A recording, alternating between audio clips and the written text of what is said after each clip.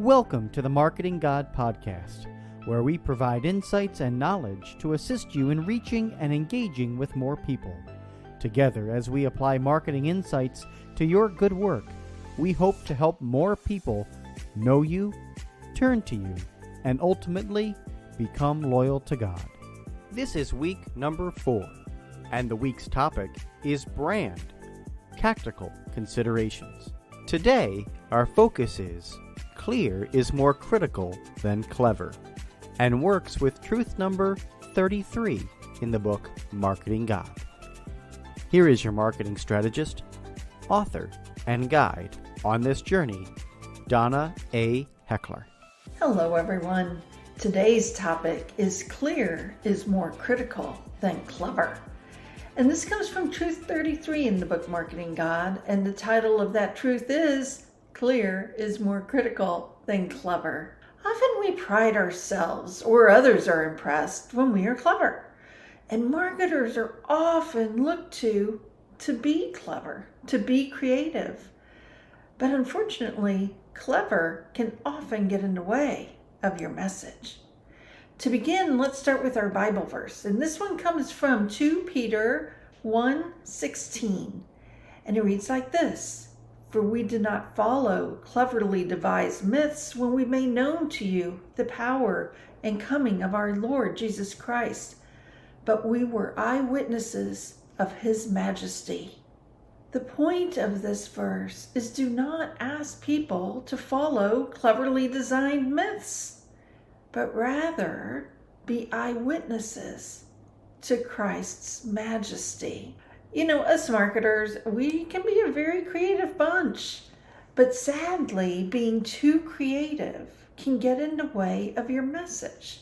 And what's most important is that you get your message across. But so many times we see things that are very clever, very creative, and we, just looking at it as a consumer, spend more time thinking about the creativity or the cleverness, and we neglect to see what the message was that was intended all along. And that's the challenge. We've seen it happen a few times in the book, and I'll mention it again here. We use the example of the Pet.com sock puppet. You may remember that sock puppet. It was on TV all over the place a number of years ago.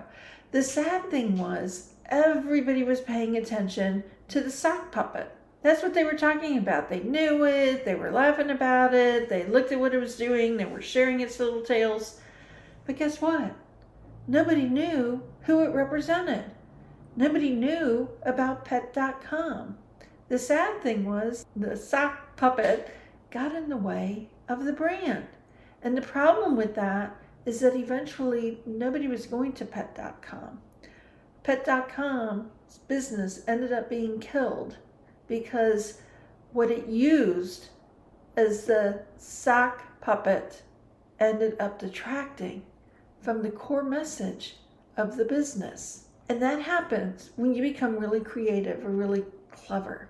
You can push creativity and cleverness so far that it takes you to a point where people don't understand it. They don't believe it. They're spending all their time thinking about it and not you.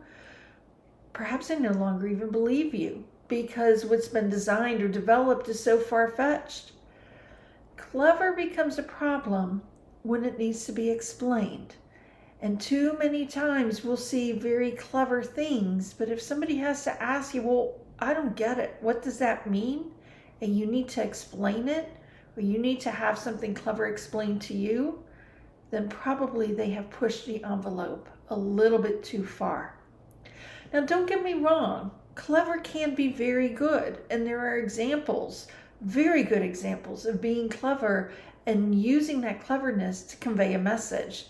One of my favorite examples is a radio show in Cincinnati. It's called Driving Home the Faith.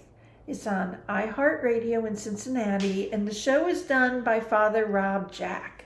What I love about this is it is clever. It's a clever title, Driving Home the Faith. It's on a radio station, and guess what?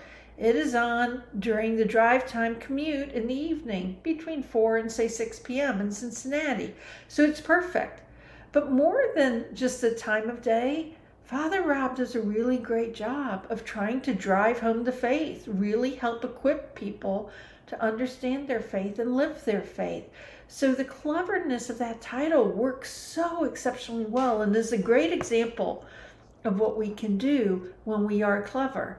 You just don't want the cleverness to go too far, because when it goes too far and you need to explain it or people don't understand it, the problem is then they're going to miss your message. As we reflect back on the verse from Peter, remember what your role is. Your role is to help make eyewitnesses of Christ's majesty. We don't need to be clever to do that. We need to be clear to get the message out. As you think about this today, ask yourself, do you have any items like an ad or a logo or a tagline, even a website that is really clever? Do people understand the message there, or do you have to do a lot of explaining? Is your work clear, or is your work clever? That's it for today, folks. I look forward to seeing you again tomorrow. Thank you for being here. We are so glad you listened in today. Look for the worksheet for today's topic in the podcast link. We invite you to join the Marketing God Facebook group, where we share additional tools, insights, and ideas with each other. Are you looking for even more insights?